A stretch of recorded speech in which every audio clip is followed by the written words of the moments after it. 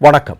திமுக என்று சொல்லக்கூடிய ஒரு மாபெரும் இயக்கத்தை தமிழ்நாட்டில் தனிமைப்படுத்துவதற்கு ஒரு மிகப்பெரிய திட்டம் தீட்டப்படுகிறது. அதில் விஜய் இருக்கிறாரு, விஜய்க்கு பின்னால் ஆர்எஸ்எஸ் பாஜக இருக்கிறது. எப்படி சொல்கிறீங்கன்னு நீங்கள் கேட்கலாம்.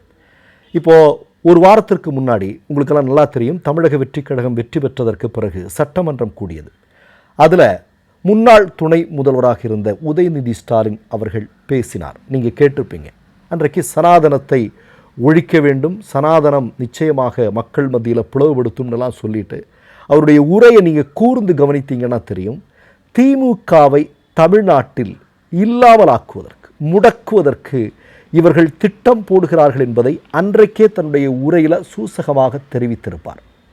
அதனுடைய முதல் படிதான் இன்றைக்கு நீங்கள் பார்த்தீங்க அப்படின்னா, கூட்டணி கட்சிகளுக்கு தமிழக அமைச்சரவையில் இடம் கொடுத்திருக்கிறார்கள்.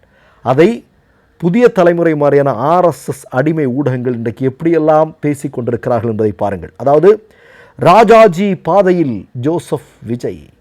அடுத்ததாக சொல்கிறார்கள், தமிழ் சமூகத்தில் தமிழ்நாட்டில் ஒரு மிகப்பெரிய சமூக நீதி பயணத்தில் ஒரு பெரும் பாய்ச்சலை இன்றைய தினம் நிகழ்த்தி இருக்கிறது.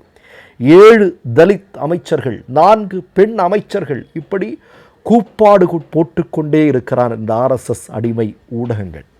நம்ம ஒரே ஒரு கேள்வியை மட்டும் கேட்குறோம் பச்சைமுத்துக்கிட்ட.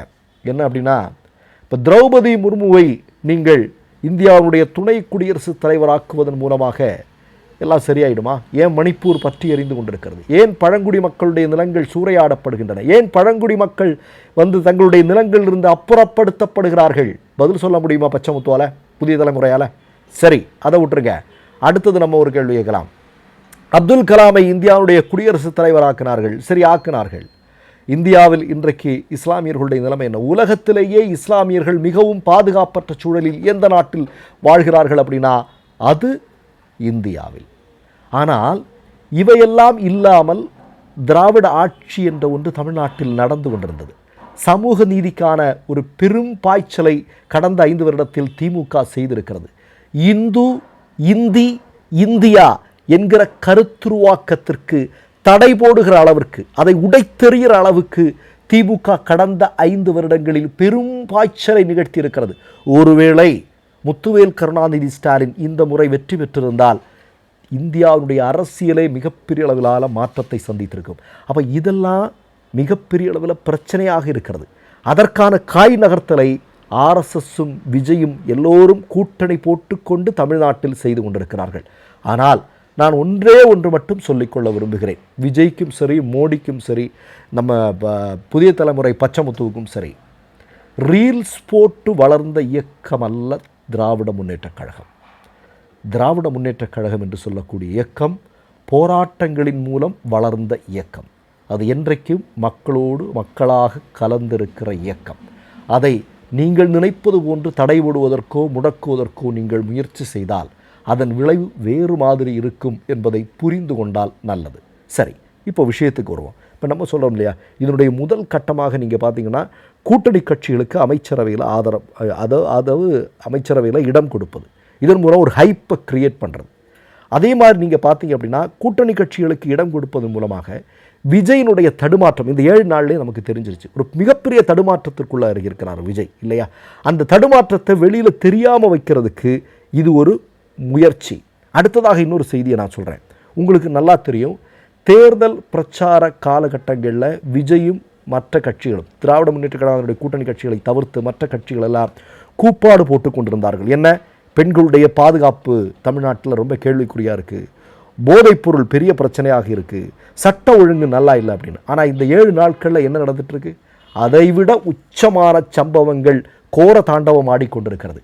ஆனால் அதை பற்றி தமிழ்நாட்டில் பேசக்கூடாது என்பதும் இங்கே ஒரு மிக முக்கியமான அஜெண்டாவாக இன்றைக்கு நடந்து கொண்டிருக்கிறது என்பது பார்க்கலாம். திமுக மட்டுமல்ல, திராவிட கட்சிகள் இனி தமிழ்நாட்டில் ஆட்சி அதிகாரத்திற்கு வரக்கூடாது. நீங்கள் பாருங்கள், எடப்பாடியை ஏன் விஜய் சந்திக்கலை? ஆர்எஸ்எஸ் ஆதரவாளர்களாக இருக்கக்கூடிய எஸ்பி வேலுமணி ஆர்எஸ்எஸ் ஆதரவாளர்களுக்கு அந்த கூட்டத்தை போய் நேராக சோஃபாவோடு போய் நம்ம விஜய் அவர்கள் பார்க்கிறார். ஆனால் எடப்பாடியை பார்க்கலை. ஏன் பார்க்கல? அந்த கேள்வியை தமிழ்நாட்டு மக்கள் இன்றைக்கு கேட்க துவங்கி இருக்கிறார்கள் அல்லவா? அதே மாதிரி ஒரு மிக முக்கியமான விஷயம், இந்த கூட்டணியில் இருக்கக்கூடிய, அதாவது திராவிட முன்னேற்றக் கழகத்தினுடைய கூட்டணியில் இருந்த திருமாவர்கள், விடுதலை சிறுத்தைகள் கட்சியினுடைய தலைவர் திருமாவளவன், அவர் இந்த அளவிற்கு ஒரு நெருக்கடியை எந்த காலத்திலும் அவர் சந்திச்சிருக்க மாட்டார். இன்றைக்கு அவரை அப்படியே தூக்குறதுக்கான முயற்சிகள் நடக்குது. அதிலிருந்து அவர் தன்னுடைய கட்சியையும் தன்னுடைய இயக்கத்தையும், இயக்கம் ஆரம்பிக்கப்பட்டதனுடைய நோக்கத்தை எல்லாம் புரிந்து கொண்டு அதில் தப்பிக்க போகிறாரா இல்லை அதில் சிக்க போகிறாரா அப்படிங்கிறதெல்லாம் நமக்கு தெரியல. ஏன்னா திருமாவர்கள் பற்றியும் அவருடைய கட்சி பற்றியும் கடந்த காலங்களில் இப்போ ஒரு 2-3 வாரமாக வந்து கொண்டிருக்கக்கூடிய செய்திகள் அப்படிங்கிறதே அந்த இயக்கத்தையே முழுமையாக உடைத்து நொறுக்குவதற்கான எல்லா வேலைகளையும் திட்டமிட்டு செய்து கொண்டிருக்கிறார்கள். ஏன்னா திமுக கூட இந்த கட்சியில் இருக்கக்கூடாது. அதில் மிகப்பெரிய அளவிலான திட்டம் இங்கே அரங்கேற்றப்பட்டு கொண்டிருக்கிறது. திமுக என்று சொல்லக்கூடிய கட்சியை தனிமைப்படுத்தணும். ஏன்னா எடப்பாடியினுடைய அதிமுக பலகீனமாயிருச்சு. திமுக அப்படி இல்லை, இன்னும் வலிமையாக இருக்கிறது. அதை அவர்கள் புரிந்து கொண்டிருக்கிறார்கள். அதற்கான வேலையை அவங்க முதல் நாளில் இருந்து ஆரம்பிச்சிட்டாங்க. அது நீங்கள் கண்கூடாக பார்த்தால் தெரியும். அவங்க மக்கள் மத்தியில் போய் வேலை செய்ய ரெடி ஆகிட்டாங்க. அதை உடைக்கணும். அப்போ அதற்கு என்னென்ன வேலைகள் செய்ய முடியுமோ அதையெல்லாம் இவர்கள் செய்து கொண்டிருக்கிறார்கள். நான் ஒன்றே ஒன்று மட்டும் சொல்லி முடித்துக்கொள்ள விரும்புகிறேன். இன்றைக்கும் நீங்கள் புதிய அமைச்சரவைக்கான வீடியோக்கள் காலையில் செய்தி ஊடகங்களில் போயிட்டுருக்கு. அந்த நேரத்திலும் வந்தே மாதரம் தான் முதலில் ஒலிக்கப்பட்டிருக்கிறது. இன்றைக்கு நீங்கள் பாருங்கள், விஜய் அவர்களுடைய ஆட்சி நடந்ததற்கப்புறம் நடந்த அரசாங்க நிகழ்வுகளில் பெரும்பாலான இடங்களில் முதலில் தமிழ்த்தாய் வாழ்த்து என்றிருந்த அந்த மரபு மீறப்பட்டு வந்தே மாதரம் வந்து கொண்டிருக்கிறது. விஜய் அவர்கள் கண்டனம் கூட அறிவிக்கலை, ஒரு வாட்டி கூட கண்டனம் அறிவிக்கலை. வெஸ்ட் பெங்காலில் கூட இது நடக்கலை. ஆனால் தமிழ்நாட்டில் இது அரங்கேறி இருக்கிறது. அப்படி என்றால் இவர்களுக்கு பின்னால் இருக்கக்கூடிய திட்டம் என்ன? அப்போது நம்ம எல்லாம் பார்ப்போம், பொதுவாக பேசிப்போம். என்ன பேசிப்போம்? இல்லை கம்யூனிஸ்டுகள் ஆதரவு கொடுத்துருக்குறாங்க, விடுதலை சிறுத்தைகளுடைய ஆதரவோடு விஜய் இது பண்ணுறாங்க. அவர்களுடைய திட்டமே என்ன அப்படின்னா, அந்த திராவிட முன்னேற்றக் கழகத்தினுடைய பழைய கூட்டணி தொடரக்கூடாது, திமுகவை தனிமைப்படுத்த வேண்டும் என்று. ஆனால் கம்யூனிஸ்டுகளும் விடுதலை சிறுத்தைகளும் தெளிவாக ஒரு செய்தியை சொல்லியிருக்கிறார்கள். நாங்கள் திமுக கூட்டணியில் தான் தொடர்கிறோம் என்பது. அது தமிழ்நாட்டிற்கு நல்லது, இந்தியாவிற்கே நல்லது. அது இல்லை என்றால் நான் ஒன்று சொல்கிறேன், இது ஒரு மிகப்பெரிய ஆபத்தில் போய் முடியும். அதைத்தான் நம்ம பார்க்க போகிறோம். அது நமக்கு இல்லை, நம்ம எல்லாம் ஓரளவுக்கு வாழ்ந்துட்டோம். நம்முடைய வருங்கால தலைமுறையே அது மிகப்பெரிய அளவில் பாதிக்கும். மற்றொரு நிகழ்வில் சந்திப்போம். நன்றி, வணக்கம். 3 யூடியூப் சேனல்கள் வியாபாரத்திற்கு இருக்கிறது. தேவைப்படுபவர்கள் இந்த எண்ணுக்கு தொடர்பு கொள்ளுங்கள். மை நேம் இஸ் ரெட் சேனலை சப்ஸ்கிரைப் பண்ணிக்கோங்க. அதுக்கப்புறமா பக்கத்தில் இருக்கிற ஜாயின் பட்டனை கிளிக் பண்ணீங்கன்னா ஒரு நியூ பேஜ் ஒன்று ஓப்பன் ஆகும். அதுலேயும் ஜாயின் பட்டனே கிளிக் பண்ணிக்கோங்க. அதில் பார்த்தீங்கன்னா credit R debit card options இருக்கு.